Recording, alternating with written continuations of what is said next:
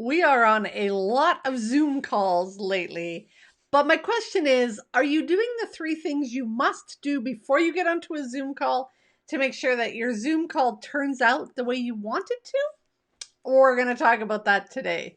Hey, my dear, I am leadership development coach Kathy Archer, and I help women leaders enjoy impactful leadership. I know that you want to make a difference, and I know that you spend most of your days in survival mode. So, how the heck do you get out of that? How do you start to thrive in both leadership and life? You develop your confidence, you figure out how to keep your composure, and then you learn to lead authentically with your character intact. And those are the things that I teach you.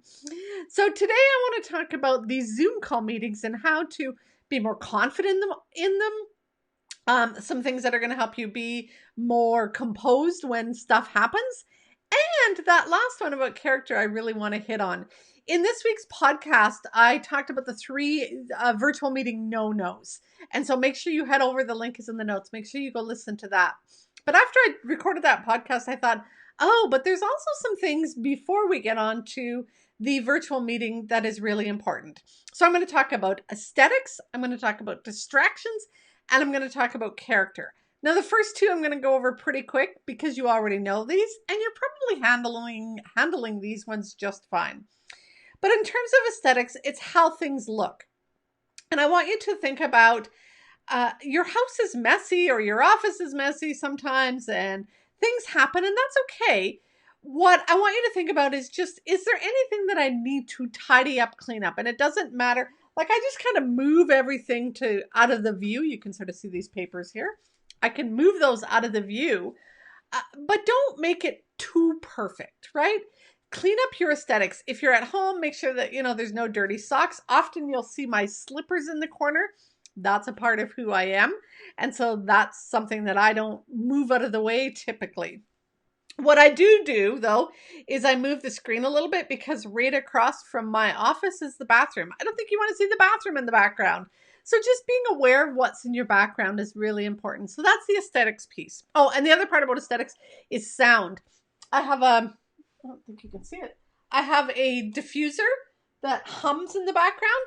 And if I'm recording over here, it's okay. But if I'm closer to it, you can really hear it. Sometimes the furnace creates that buzzing sound. So just notice what subtle sounds are in the background that might impact your quality of sound. So that's the first one, aesthetics. The second one is distractions. And again, I know that you know this. You've already threatened your kids. You've already made sure that, things are not going to distract you. But one of the biggest distractions when you're on a call is your phone. Get rid of your phone if you can. Put it in the other side of the room. Put it in airplane mode. Whatever you need to do. Don't multitask.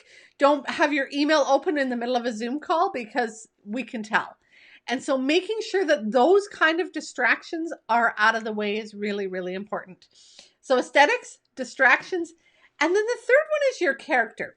Now, your character is the type of person you are, the way you show up, the impact you have. It's all about your strengths. And I talk about this all the time, the strengths around your character strengths. It's about leading with integrity. It's about having courage. It's about honesty. It's about teamwork, fairness, all of those things that make you who you are as a leader. Now, when you come on to a virtual call, what we often do is we kind of do the same thing we do in the office sometimes, is we suit up or armor up, or we put on this facade about who we want people to think we are. And often that's not who we really are. And so before you hop onto a Zoom call, make sure that you're not making the background too perfect or making yourself too perfect.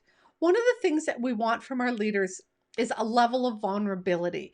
We want to see that they're a real person. So how do you show up as a real person on a virtual call? Well, you be careful about putting on pretenses. So for example, if you don't wear makeup at the office, don't put a ton of makeup on coming on to a Zoom call either. But also look at one of the questions that I really want you to think about is when we talk about vulnerability, I think one of the things that we think about vulnerability is letting it all hang out. And that's not what vulnerability really is. Vulnerability is being open and honest and showing people your real self. And so part of that is your imperfections. So what I want you to ask yourself is, what imperfections am I willing to show the world? So it's funny how we think about imperfections and how we judge ourselves for those being wrong. So for years, I mean, I have struggled with acne for years. I would not come on and do a video for you all if I had a breakout. I just wouldn't. I couldn't do it. And I had to learn to have the courage. So this comes back to character. One of the key character strengths is courage. I had to have the courage to come onto a live call and show my face, even though it bothered me that I was breaking out. But that's a part of who I am. I can't, shut that off, take it away, control which day it happens to show up. That's a level of vulnerability. Another thing that I was really struggling with at times was I often have stuff in my background. My Bible would sit here sometimes and I'd be like, oh, put your Bible away, Kathy. People are going to think you're a Bible thumper. People are going to think you're really spiritual, or people are going to judge you and not want to watch you anymore. And so I would hide some of that stuff. Or you can see here, I have oh my goodness, whatever they're called, for my cups. And I'm like, people don't want to see your frilly little crocheting that you do. And I would hide stuff. I would make sure that it looked very professional in my background. But that's not necessarily who I am. I crochet, I read the Bible, and I have zits on my face. That's the reality. Now, can I put a little bit of makeup on and cover that up and so that it doesn't quite look as bad? Absolutely. Can I tuck stuff away so it looks neat and tidy? Sure. But it's covering up things that you're embarrassed about, or things that you don't want the world to see. Be careful about what it is you're covering up, and ask yourself, if your kid comes in with messy hair, that's okay. Lots of kids have messy hair, but I used to make sure that my kids were never seen anywhere messy or in dirty clothes because I didn't want the world to judge me. Now remember, I worked in the world of parenting, so there was an increased heightened awareness for me about my quality of parenting. So I had to be, aware of what parts of me was I willing to share with the world in terms of parenting. I mean, I had many challenges as a parent. I had, there's a time when one of my kids ran away, and we were at an event, and I was getting phone calls and texts from my husband, and we were trying to sort through stuff. And I had to share that with my staff. I'm not a perfect parent. I'm struggling right now, and we're trying to find my kid. And so that's that level of professional vulnerability. Now, did I fall apart and sob on top of them and keep bringing it up every time we were having a meeting? And did I, bring that stuff into my workplace so that they seen the big mess? No, but I made them aware, and I was honest, and I was vulnerable with them about what was happening. And so that's what we're talking about here. When you're bringing yourself onto a Zoom call, bring you at a level that you're comfortable sharing, and think about that for a minute. Am I really sharing myself honestly? And again, we want professional vulnerability. We don't want you stiff and tight and not showing any sense of personality or character or style or who you are. We don't want you all hanging out either. And so it's finding that middle ground that's a little bit dicey sometimes. And so I just want you to perhaps have conversations with other people that you feel safe with. Comment in the box and ask some questions if you have some questions. But being conscious of what imperfections am I willing to share with the people that I'm coming online with. My setup's not perfect. I don't look perfect. Maybe I'm not prepared, whatever it is. But think about that before you get onto the call, so that when you get onto the call, you're not looking at your face or realizing something was in the background, or being really self-conscious about something that's happening outside of the door that you're having in the room that you're having the call on. So the 3 things that you need to think about before you pop onto a call are the aesthetics. What does it look like? The distractions. Get rid of your phone, please, if you can.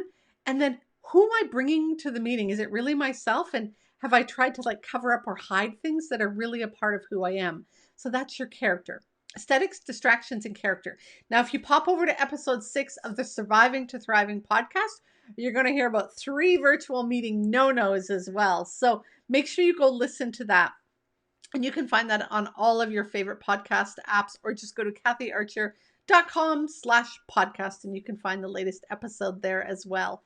If you have found today's information to be helpful, then you might just be really interested in the training library. I know that many women leaders think that they can't afford a personal coach or ongoing personal and professional training, or that their organization can, but you can. Inside of the training library, you will find ongoing personal and professional development coaching with me that's affordable and accessible and really helps you be that best person, so that when you hit those inevitable bumps, you know that leadership is not easy. You know that there are things that happen all the time. When you hit those crises, when you feel like you have nobody to talk to, nobody to guide your way, no mentor, then you pop on into the training library, figure out which course you need, give me a message, whatever you need, I'm there for you. That's what the training library is all about. If you want to know more about that, head over to kathyarcher.com/library. Again, the link is in the notes as well. So before you hop onto a Zoom call, make sure your aesthetics are good. Make sure that you've eliminated your distractions. Your phone is your number one distraction. And think about who you're bringing to the meeting, your character, and allow yourself a level of professional vulnerability. When you do that, you will find that your presence is more focused during the meeting. You'll feel more relaxed and you'll have a much better meeting. You will feel more engaged and make a bigger impact. And that, my dear, is going to get you out of that place of survival mode where you're always frantic and feeling like you're going to drop balls and mess up, and heading towards thriving in both your leadership and your life. Go make the rest of your day awesome, my dear.